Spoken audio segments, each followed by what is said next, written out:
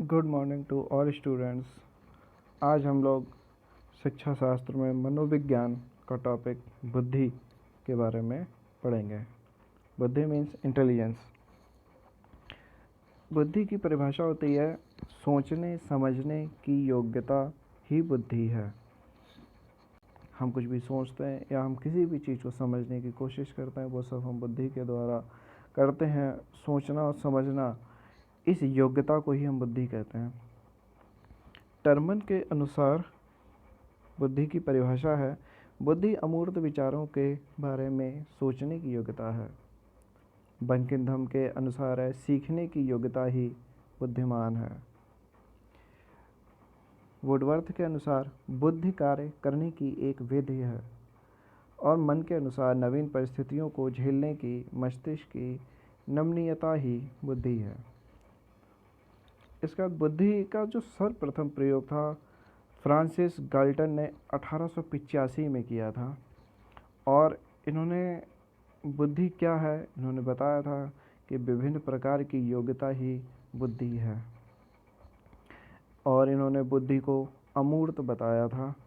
अमूर्त से मतलब है जो ना दिखता हो, जो हम ना देख सकें वो अमूर्त कहलाता है, और जिसे हम देख सकते हैं वो मूर्त कहलाता है।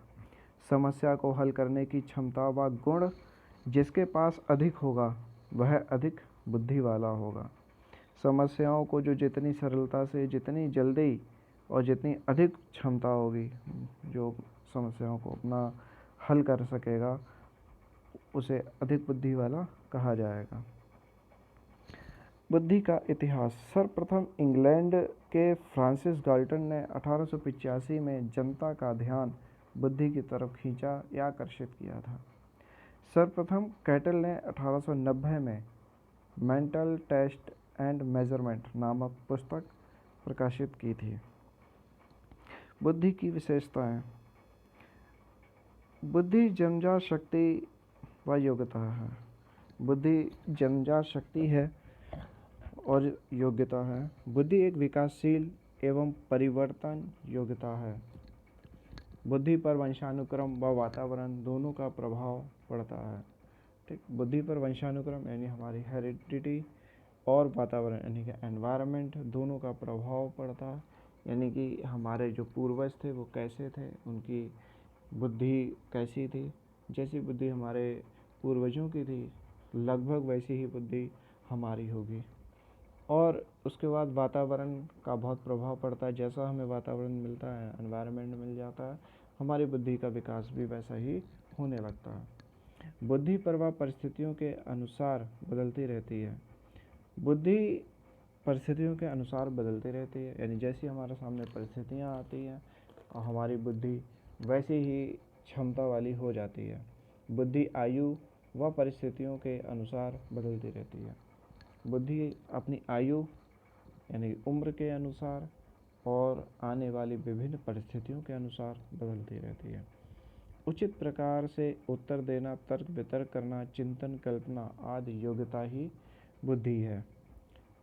यानी कि किसी भी प्रश्न के उत्तर देना या कोई भी तर्क वितर्क करना, चिंतन यानी सोचना, कल्पना सोचना समझना, इमेजिन करना, ये सब योग्यता है बुद्धि की।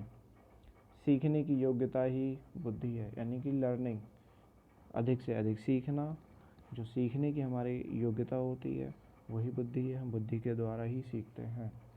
प्रत्येक वातावरण में समायोजन स्थापित करने की योग्यता ही बुद्धि है।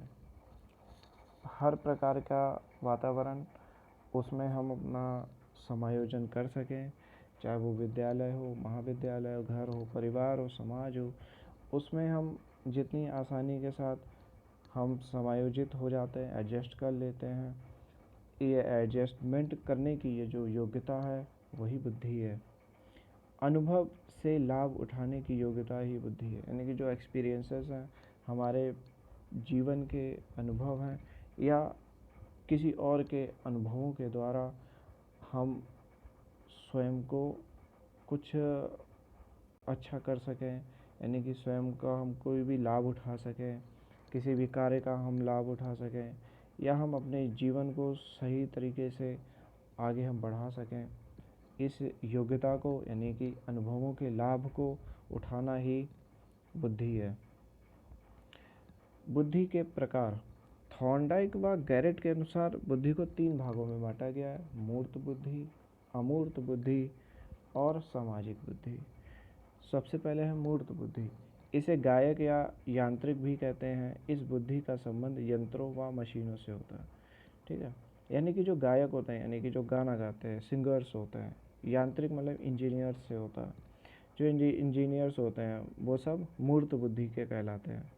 अमूर्त बुद्धि, इस बुद्धि का संबंध पुस्तकीय ज्ञान से होता है। जिनको किताबी ज्ञान होता है, पुस्तकों का ज्ञान होता है, वो अमूर्त बुद्धि वाले कहलाते हैं। सामाजिक बुद्धि, इस बुद्धि का संबंध सामाजिक अनुकूलनशीलता से होता है। यानी कि जो व्यक्ति समाज में रहता है, जिसका संबंध समाज से होता है या समाज में रहना उसे अच्छा लगता है, समाज की सेवा करना अच्छा लगता है, जो सामाजिक रहता है वो सब सामाजिक बुद्धि के व्यक्ति कहलाते हैं। आज के लिए इतना ही। धन्यवाद।